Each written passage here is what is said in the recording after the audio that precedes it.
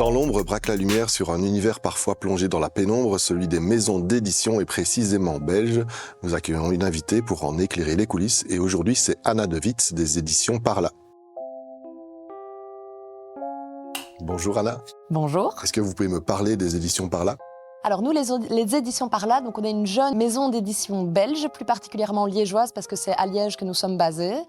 On s'est lancé en 2023 après un premier projet qui avait un peu pris l'eau littéralement après les inondations de 2021 et on s'est relancé sur la base de notre ligne éditoriale qui est le témoignage et le récit de vie.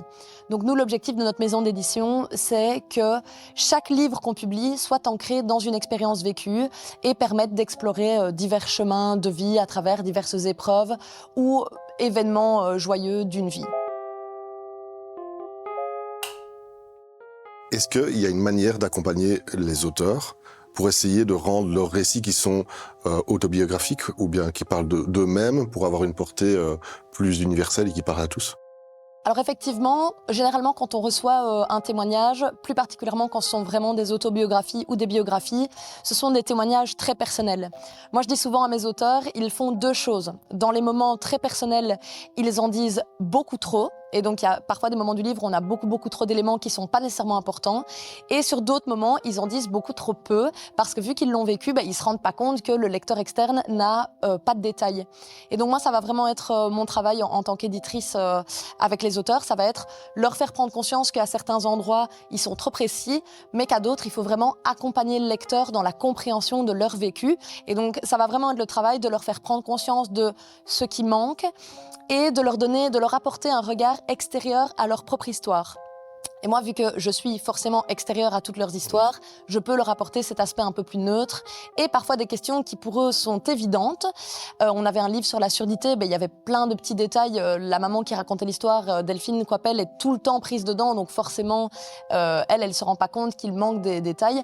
Mais pour moi, qui ne connaissais pas du tout ce monde, j'ai pu lui poser des questions. Elle me disait, ça me paraissait évident et qu'elle se rende compte qu'en fait, il fallait donner plus d'informations générales. Donc ça va vraiment être ça le travail de l'éditeur. Certaines étoiles brillent plus fort, c'est un roman, un récit autobiographique ?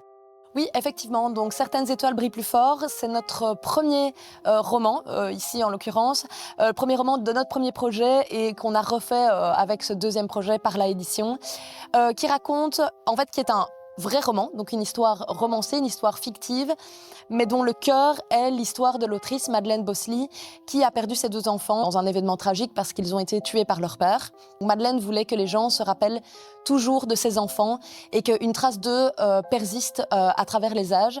Mais elle disait elle-même que son récit était beaucoup trop dur que pour être livré tel quel. Et donc elle a écrit tout un récit totalement fictionnel autour de son histoire, avec au cœur des lettres qu'elle a écrites à ses enfants après leur décès, pendant les 3 ans entre le décès et le procès du meurtrier. Elle a écrit le manque, elle a écrit l'amour, elle a écrit la résilience aussi parce qu'elle s'est effondrée évidemment après cet événement, mais elle l'a surmonté et elle l'a surmonté grâce à l'amour qu'elle porte à ses enfants.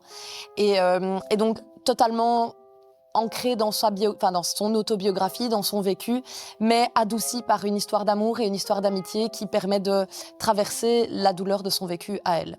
Une autofiction qu'on se réjouit de lire. Merci. Une autofiction qu'on se réjouit de lire. Merci.